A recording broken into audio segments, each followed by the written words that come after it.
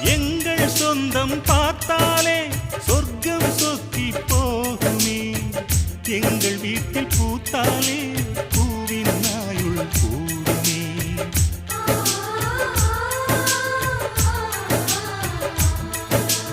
இரண்டு கண்கள் என்றாலும் பார்வை என்றும் ஒன்றுதான்.